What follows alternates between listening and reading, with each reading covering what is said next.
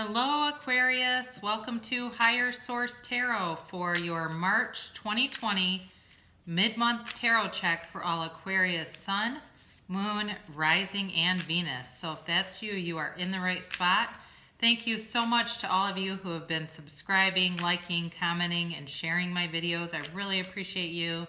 I'm having a ton of fun co-creating with you, and let's keep going. It's been great fun. So if you're new to my channel, please subscribe and hit the bell if you want to be notified when new videos are posted, which is, I try to do it every week, but I'm traveling a bit and I'm quite busy in March and April, and I will not be able to film in the area where I'm going. It's very spiritual and an ancient area, but it is not any danger or risk in terms of there's no travel ban on it, nothing like that. So I'll definitely do an April check for you and an April mid-month for sure. So here we go. This is for Aquarius, Sun, Moon, Rising, and Venus. So March mid-month. We know time is fluid though, okay? So if I get a time prediction, I will give it to you. If it can be more specific. Sometimes I do, sometimes I don't. Current position, you've got Temperance here, and the influences around it are Strength. So go with the flow, but it's tough, isn't it? And your destiny here, though, is the Knight of Cups. Now, in the more distant past, you have the Ten of Cups. More recent past, the Tower. And coming towards you, you have the Emperor. Lots of major arcana right off the bat, though.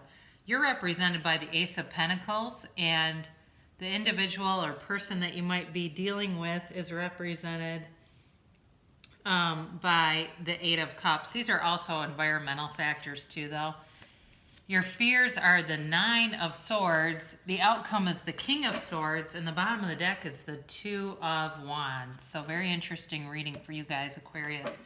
So again, I mentioned that Temperance is all about, you know, going with the flow. It's also about going within here too.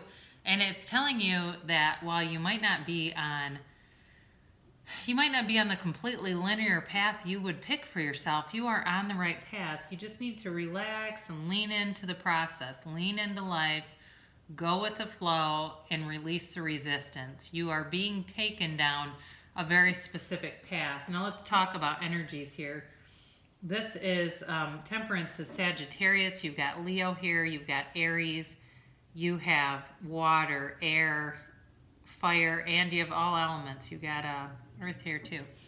So, you know, what I see for some of you as far as money is concerned, you definitely need to, I think, are going to be reining some things in, but the money will be there. It's just a matter of getting a little bit more precise with what you're doing.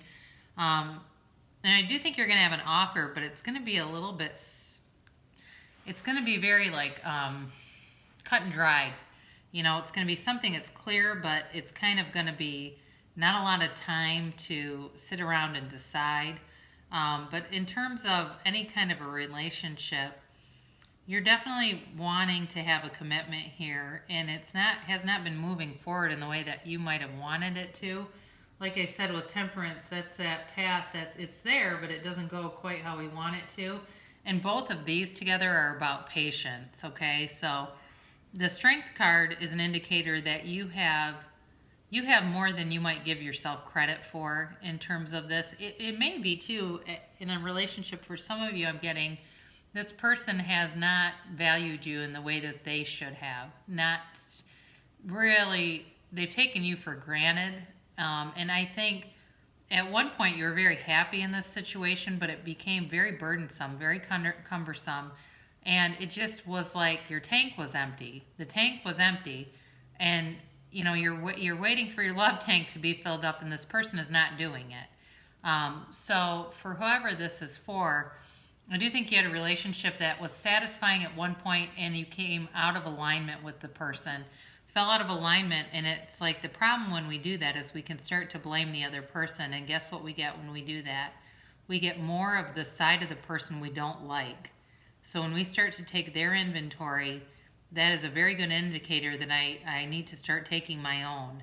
And I know that can be hard to hear, but if you want to have that wonderful partnership, it's always between me and me, not me and the other person. So I do think you had a great relationship with somebody. It was fulfilling. It was loving, it was deep, but some things got out of order and it got way too much momentum in a negative direction. And so right now I think you've been waiting on it for a while, just trying to see what is going to happen here. It's kind of been in and out, on and off, and it just hasn't really gotten back to a place where it felt like there was a lot of security in it. And you've had to do some things on your own, and that wasn't how you probably planned it, but that's how it's been. So this is all about self-care and just taking one day at a time, getting out of the outcome business. And the main key to it all is just feeling good. You know, find things around you that are very satisfying, fulfilling. Look for the things that you have either manifested that really have pleased you, whether that's people, places, things, and continue to focus on that. You have to kind of turn away from the lack, because if you don't, that's what makes it take longer to come to fruition. So again, this is that destiny card, and there was a big offer here, or there's a desire. And that's part of it too. I think you've asked for it. And so from sort of that frequency field or vibrational field, we ask for it, and then we have to release it and let it come in. If we get too focused on it not coming, that's what keeps it away. So it's just creating more of that feeling of not having it. So let it in. This is not a terribly fast moving energy. It's definitely a more of a consistent kind of an energy. And like I said, in the more distant past, I do think you had a deep connection. And if there was love there once, you can love again. I do think for some of you, you're in a kind of a stalemate with somebody where there's love there. And there's love there on both sides, but it's just not progressing. And I actually don't think that it's necessarily time to run out and go date somebody else. It's just almost like you need to give time and let it be for a little bit and focus your attention on other things. So there was definitely a, you know, basically something has to be demolished to bring something new in.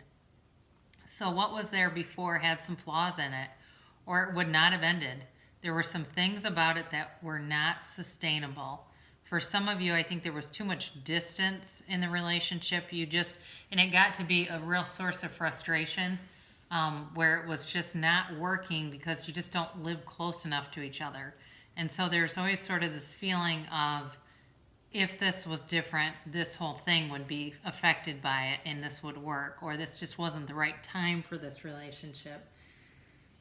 So, you know, again, this too is a lot about having too much ego and too much intellect in a situation.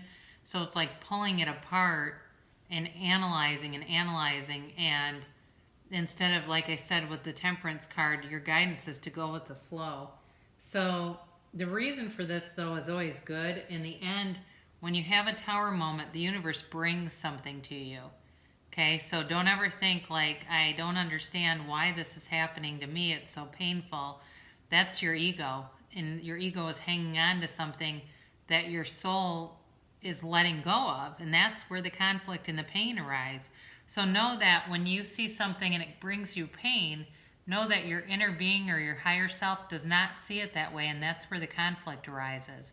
So the things that you can do with that are to, you know, again, look at the positive aspects. If it's a person, look for the things that you love and enjoy. What was good about that relationship? What was it that kept you there? What were the, you know, the attributes that you just really loved and admired, and focus on those things, because that's the part of the person you want to come back around. Now, I do think that you're going to have a turn of events here. I don't think it's going to be real swift moving, which I know is always disappointing. But this is a time, again, for learning confidence. So it's a more strong version of strength, because that's also about believing in yourself and knowing that you can do things. But this is Aries, and you know, it's also too can be like opposites attract. So it's possible that you had a partner who was very different from you. You know, it can be a kind of a father figure coming in, but I don't get that very strongly. I definitely feel like it's more about you getting your groove back, you focusing on yourself, and I think that's going to be a very attractive feature in this situation. That will be Once you start to really get into that, that's going to be the thing, the element that can bring this back around, the energy shift that you need, because, you did have something good here. So this Ace of Pentacles, this represents you in the reading, and it's definitely about a new resource coming your way. And this is where I don't feel completely convinced that you have, it's not a very strong opportunity for new love, but I do think it'll be kind of out there. I just don't think you're not ready for it. I don't think you've completely closed the chapter on this other situation. Again, this is where, as far as money is concerned, I think you will have some kind of new opportunity coming in there that will bring you a lot of stability. There's growth there. It could be some kind of a side thing, like in a supplementary income, like somebody approaches you about doing some kind of sales or some kind of extra thing, like, even like selling jewelry or something like that as sort of a side business, and that will be lucrative. Could be something you're already producing for some of you, like you've been making something that you can find an avenue to begin selling. So like if you produce, I keep getting candles. I don't know who this is for, but you've been producing candles. It's always been kind of a side hobby, something like that. And there's a local kind of mystical store or new age store, and they want to sell your candles. It's like something like that.